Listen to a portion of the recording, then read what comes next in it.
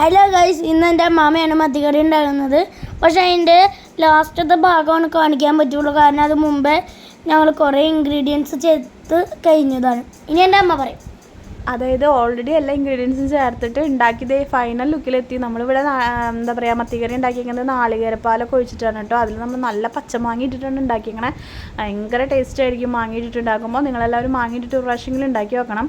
നമ്മളതിൻ്റെ ഫൈനൽ സ്റ്റേജിലാണ്. അത് നമുക്ക് ഉള്ളി അരിയാണ്. അതിൽ നമ്മൾ കുറച്ച് കറിവേപ്പിലയും ഇതൊക്കെ ഇട്ടിട്ട് നമ്മൾ മൂപ്പിച്ച് വെളിച്ചെണ്ണ വെച്ച് മൂപ്പിച്ചിട്ട് നമ്മൾ മത്തിക്കറിയിലേക്ക് ഒഴിച്ചിട്ടുണ്ട്. ഇതാണ് കേട്ടോ മത്തിക്കറിയുടെ ഫൈനൽ ലുക്ക്. നമ്മളിനി അതിനായിട്ട് വറുക്കാനായിട്ട് നമ്മൾ കുറച്ച് അയിലയും മത്തിയും ഓൾറെഡി മസാലയൊക്കെ പറ്റി വെച്ചിട്ടുണ്ട്. നമ്മൾ നല്ല വാഴയിലാണ് കേട്ടോ അത് വറുത്തെടുക്കണേ. അതിൽ നമ്മൾ ഉപ്പ്, മഞ്ഞൾപ്പൊടി, മുളക് പൊടി, ചെറുനാരങ്ങ നീരും പിഴിഞ്ഞിട്ട് നമ്മൾ ഓൾറെഡി അത് വെച്ചിട്ടുണ്ടായിരുന്നു. ഇപ്പോൾ നമ്മളത് മറിച്ചും തിരിച്ചും ഇട്ടിട്ട് പൊള്ളിച്ചെടുക്കുകയാണ് ചെയ്യണേ. ഇപ്പോൾ അതേ എൻ്റെ ഫൈനൽ ലുക്ക് ഇതാണ്. നമ്മുടെ ഓൾറെഡി മീൻ വറുത്തിട്ടുണ്ട്, പകുതിയോളം വെന്തിട്ടുണ്ട്. ഇപ്പോൾ അതേ ഫൈനൽ ലുക്ക് ആയിട്ടുണ്ട്. ഇനി നമുക്ക് കാശിക്ക് കുറച്ച് കഴിക്കാനായിട്ട് ഊണും മീൻ കറിയും മീൻ വറുത്തതും അതിൻ്റെ മീൻ മുട്ടയുണ്ട്, കുറച്ചേ ഉണ്ടായിരുന്നുള്ളൂ. എങ്കിൽ അതൊക്കെ കൂടിയിട്ട് നമുക്ക് കൊടുത്തു നോക്കിയാൽ അവൻ്റെ അഭിപ്രായം നമുക്ക് കേട്ടേക്കാം.